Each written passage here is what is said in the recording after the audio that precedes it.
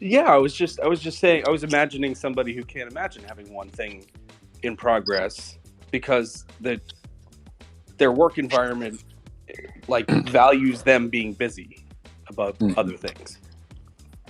Right. If the way of working is to have a very high WIP for every person, then that's going to be a problem. You're going to be interrupted all the time. As long as that system's in place, you can expect to be interrupted constantly. John, you bring up a good point, and I've had this conversation many times in different contexts. But you know, you ask, ideally, I'd only ever work on one thing at a time, but ultimately, it's it's highly likely that that one thing could get blocked, and I'm literally sitting there with nothing to do until that thing gets unblocked.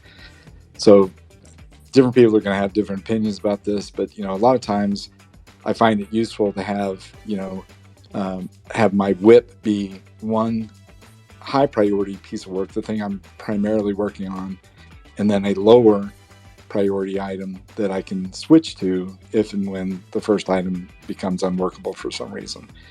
But a lot of times, when we run into this with teams that we coach or whatever, um, that first item is the highest priority work. And if it's blocked, a lot of times you might recommend or suggest that, use whatever idle time you do feel like you have to work towards helping it get unblocked.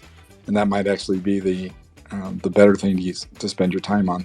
But assuming you can't, which is always a possibility, having something else that you can context shift to, is, I think, a reasonable thing to do.